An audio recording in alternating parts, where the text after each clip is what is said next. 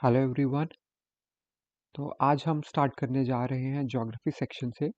और geography section में एक यूनिट हमने कर लिया था about the universe and the solar system and our earth.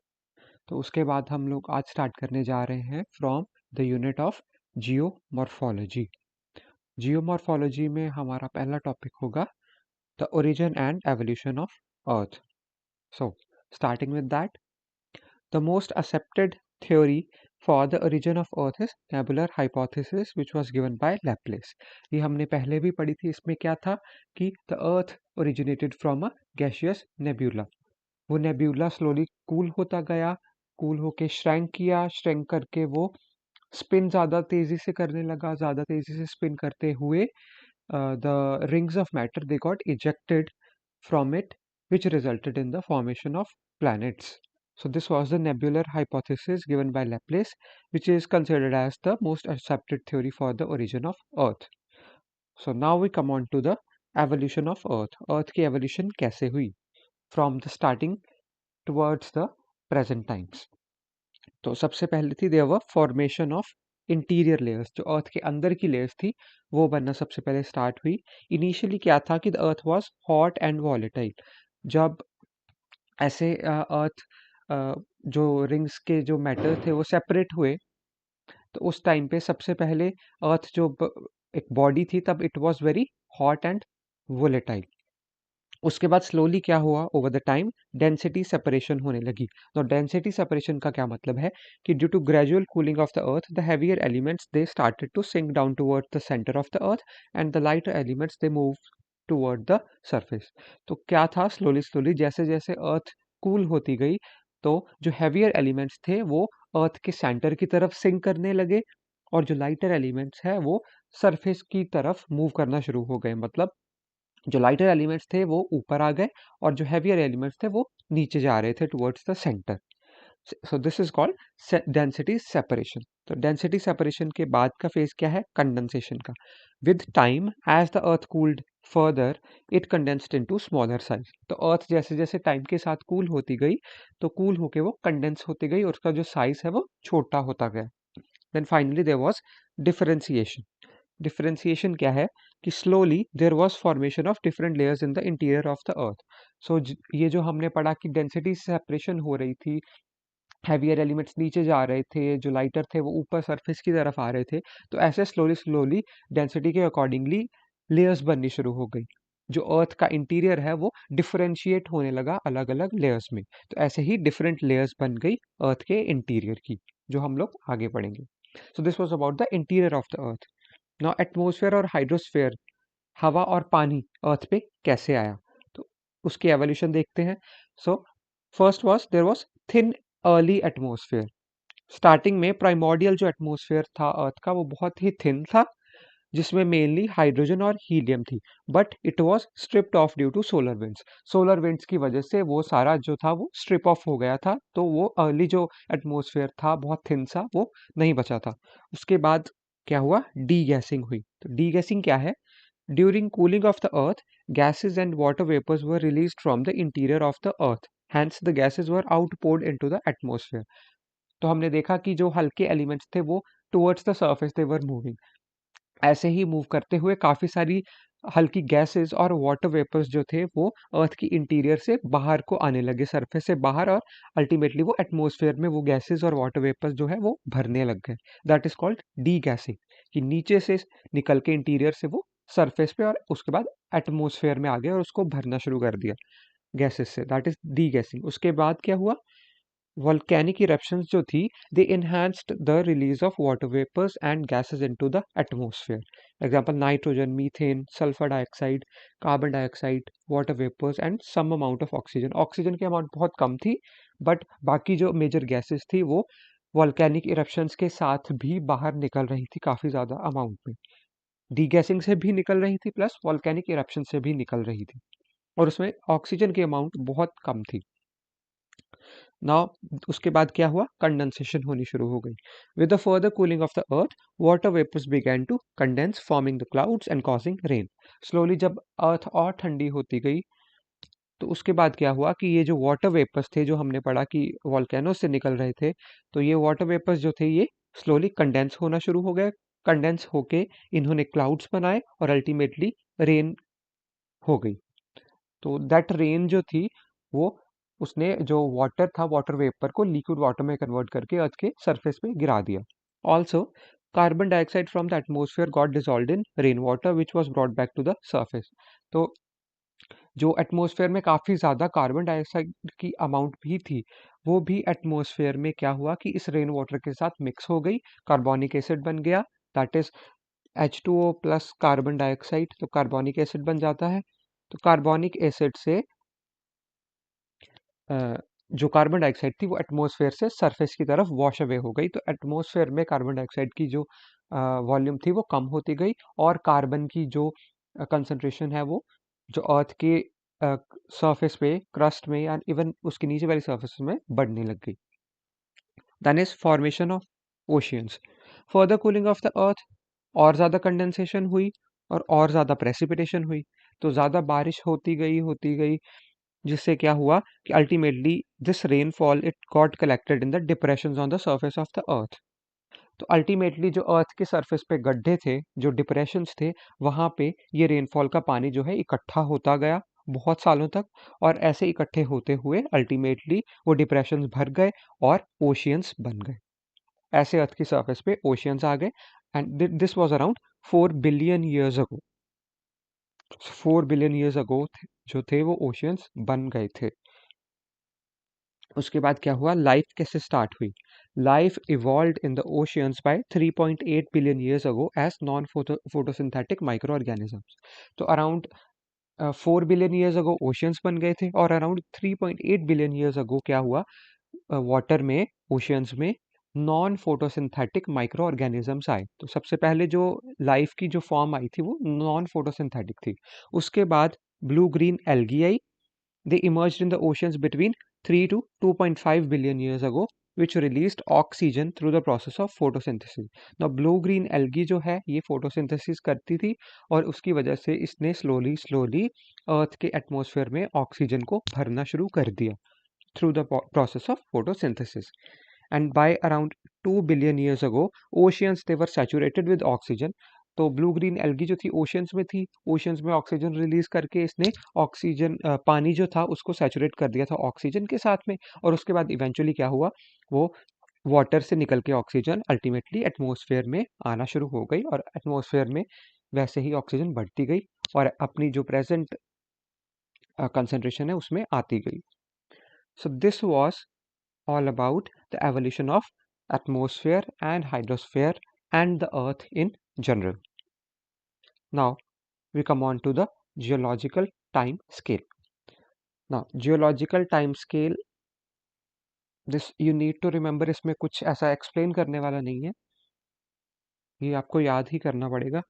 तो अगर हम सबसे पहले बात करें तो there was origin of stars, supernova, big bang, ये सब कुछ जो हुआ जिससे हम लोग बोलते हैं कि this was the origin of universe, this was around 15,000 to 13,700 million years ago. तो यहाँ पे there was origin of sun, origin of universe.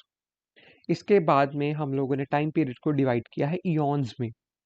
So as you can see, eons, उसके बाद ईरा, उसके बाद period, then epoch, then age. तो geological time scale जो है उसमें हमने जो टाइम पीरियड है अर्थ का from its beginning towards the present time, उस सारे को हमने अलग अलग पार्ट्स में डिवाइड किया है, जैसे कि eons, then era, then period, then epoch, then age. तो सबसे पहले जो इयॉन्स हैं वो हमारे पास 4 इयॉन्स हैं, that is Hadean, Archean, Proterozoic and Phanerozoic. So this one is Phanerozoic, this is Phanerozoic eons जो अभी प्रेजेंट चल रहा है। तो हेडियन में क्या था, अराउंड 4800 टू अराउंड रफली अराउंड 4000 मिलियन ईयर्स अगो। तो उस टाइम पे क्या था, oceans and continents they were formed. तो उस टाइम पे oxygen and oceans and continents जो थे वो बने थे उस टाइम पे। उस टाइम का जो एटमॉस्फेयर था और जो ओशियंस थे उनमें कार्बन डाइऑक्साइड की अमाउंट ज़्यादा थी, बिकॉज ब्लू ग्रीन एल्गी जो थी वो अभी तक नहीं आई थी, और जो कुछ लाइफ की फॉर्म जो थी भी वो भी इट वाज नॉन फोटोसिंथेटिक। तो उस टाइम पे कार्बन डाइऑक्साइड की अमाउंट जो थी वो एटमॉस्फेयर में ज़्यादा थी। उसके बाद आता है आर्कियन। तो Archean that was around 4000 million years ago to 500 million years ago. तो उसमें क्या हुआ था कि ब्लू ग्रीन एल्गी जो थी वो आई थी, और साथ में यूनिसेलुलर बैक्टीरिया आ गए थे। तो हेडियन, आर्कियन, उसके बाद आया प्रोटीरोजोइक। तो प्रोटीरोजोइक था up to 570 million years ago. तो प्रोटीरोजोइक में क्या आए, सॉफ्ट बॉडीड आर्थ्रोपोड्स आ गए, इंसेक्ट्स जो थे सॉफ्ट बॉडीड वो आ गए थे। तो this was Hadean, Archean and Proterozoic eon. उसके बाद आया फेनीरोजोइक ईयन। फेनीरोजोइक जो ईयन है वो है from 570 million years ago to present time. तो 570 मिलियन ईयर्स अगो से लेके आज तक जो चल रहा है वो है फिनेरोजोइक ईयन।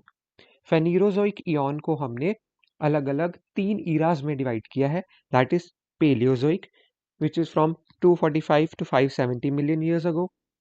उसके बाद है Mesozoic, that is around 65 to 245 million years ago. और उसके बाद है सीनोजोइक, दैट इज फ्रॉम 65, रफली 65 लगा सकते हैं, 65 million years ago to the present time period. So this was Paleozoic, Mesozoic and Cenozoic era. ना इनको फर्दर हमने अलग अलग पीरियड्स में डिवाइड किया गया है।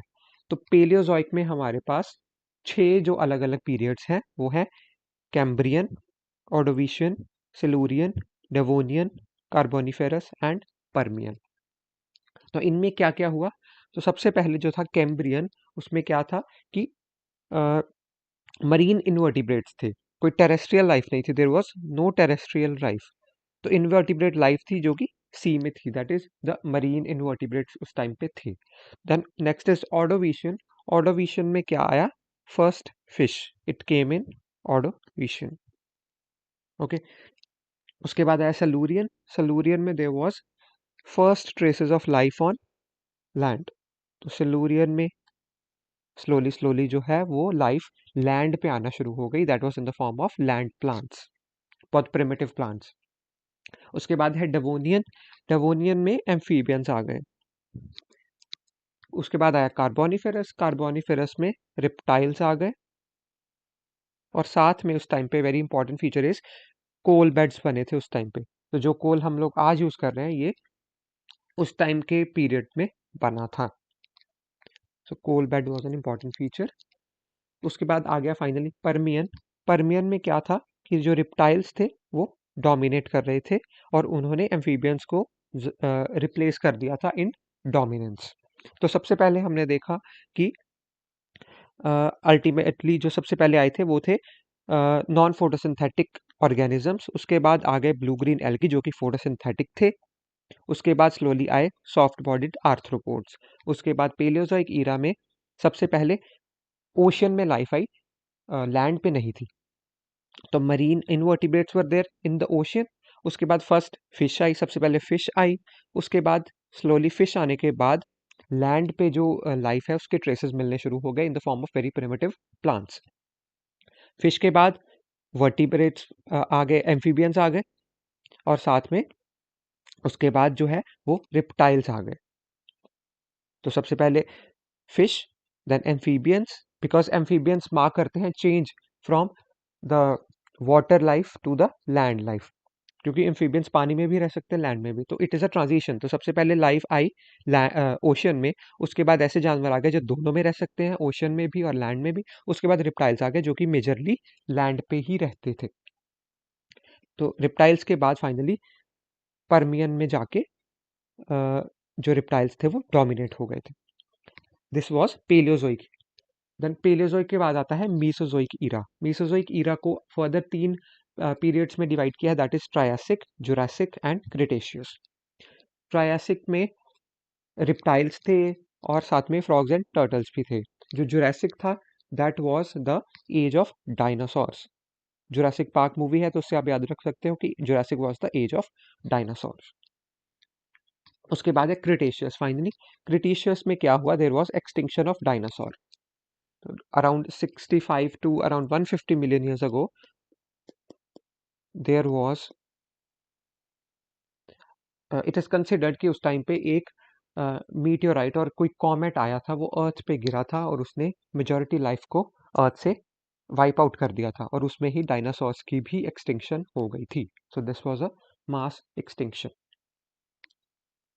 तो ये हो गया मीसोजोइक ईरा। मीसोजोइक ईरा के बाद फाइनली आया सीनोजोइक ईरा, जो कि अभी प्रेजेंटली चल रहा है। तो उसमें क्या क्या है, हमारे पास पीरियड है, दो पीरियड है, टर्शरी है और क्वाटरनरी है। Tertiary was around 65 to around 2 million years ago और Quaternary 2 million years ago to present, अभी जो चल रहा है। टर्शरी पीरियड को हमने फर्दर ईपॉक्स में डिवाइड किया है, 5 ईपॉक्स हैं, that is Palaeocene, Eocene, Oligocene, Miocene and Pliocene. तो इनमें मेजरली क्या हमें याद रखना है कि टर्शरी पीरियड में क्या हुआ, there was formation of Himalayas. तो हिमालयास की फॉर्मेशन हुई टर्शरी पीरियड में, formation of Himalaya during this time period. साथ में फ्लावरिंग प्लांट्स आ गए थे, साथ में ह्यूमंस के अर्ली इंसेस्टर्स भी आ गए थे और मैमल्स थे। Okay, so this was about tertiary period. इसके बाद है क्वाटरनरी पीरियड। क्वाटरनरी को दो ईपॉक्स में डिवाइड किया है, प्लीस्टोसीन एंड होलोसीन। जो होलोसीन है वो प्रेजेंटली चल रहा है। प्लीस्टोसीन था was from 2 million years ago to 10,000 years ago, उसमें होमोसेपियंस आए थे। और फाइनली होलोसीन जो अभी चल रहा है, that is from around 10,000 years से चल रहा है ये। इसमें जो है modern man came into existence. So modern man जो आज का इंसान है वो इस टाइम पीरियड में आया था। तो मॉडर्न मैन केम अराउंड रफली around 11,700 years ago. So this was the geological time scale, जिसमें हमारे पास uh, 4 इयॉन्स हैं, हेडियन, आर्कियन, प्रोटीरोजोइक एंड फेनीरोजोइक। उनको फर्दर हमने ईरास में डिवाइड किया है। फेनीरोजोइक के 3 ईरास हैं, पेलियोजोइक, मीसोजोइक एंड सीनोजोइक। उसके बाद उनको फर्दर हमने कुछ पीरियड्स में डिवाइड किया है। पेलियोजोइक में है Cambrian, Ordovician, Silurian, Devonian, Carboniferous and Permian. Mesozoic में Triassic, Jurassic and Cretaceous. Cenozoic में टर्शरी और क्वाटरनरी पीरियड है। फर्दर सीनोजोइक के पीरियड्स को हमने ईपॉक्स में डिवाइड किया है। तो टर्शरी पीरियड के ईपॉक्स हैं Palaeocene, Eocene, Oligocene, Miocene, Pliocene. और उसके बाद फाइनली क्वाटरनरी पीरियड को हमने दो ईपॉक्स में डिवाइड किया है, प्लीस्टोसीन एंड होलोसीन। और होलोसीन जो है अभी चल रहा है, उसमें ही modern man came into existence. So this was about the geological time scale. तो इस डायग्राम में हम लोग देख सकते हैं, सबसे पहले था Hadean, Archean, Proterozoic and Phanerozoic eon. Phanerozoic eon को हमने अलग अलग ईरास में डिवाइड किया, पेलियोजोइक, मीसोजोइक, सीनोजोइक। पेलियोजोइक के फर्दर जो थे 6 पीरियड्स थे, Cambrian, Ordovician, Silurian, Devonian, Carboniferous and Permian. Mesozoic में 3 थे, ट्रायसिक, जुरासिक, क्रिटेशियस। और सीनोजोइक में 2 हैं, टर्शरी एंड क्वाटरनरी। नाउ अगर हम लोग बात करें कि प्रेजेंटली हम लोग अगर हमें जियोलॉजिकल टाइम स्केल पे आज के टाइम का डिस्क्रिप्शन देना है तो वो कैसे होगा। Currently we are in Phanerozoic eon, Phanerozoic eon, Cenozoic era, quaternary period, this one, Holocene epoch and Meghalayan age.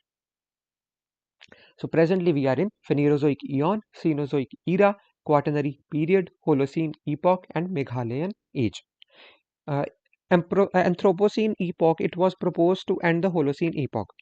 तो होलोसीन ईपॉक को एंड करने के बारे में कुछ प्रपोजल आए थे कि उसको एंड करके अब एक नया ईपॉक स्टार्ट करना चाहिए, that was known as Anthropocene. और वो कब से करना चाहिए, जब से इंडस्ट्रियल रेवोल्यूशन स्टार्ट हुई थी। इंडस्ट्रियल एज से लेके प्रेजेंट तक का टाइम पीरियड जो है उसको हमें एंथ्रोपोसीन ईपॉक में डाल देना चाहिए, ऐसा प्रपोजल आया था।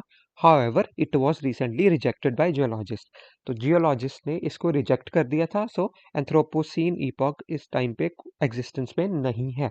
It was just a proposal which was rejected. So currently हम लोग होलोसीन इपॉक में ही हैं। So this was all about the geological timescale and the early evolution of Earth.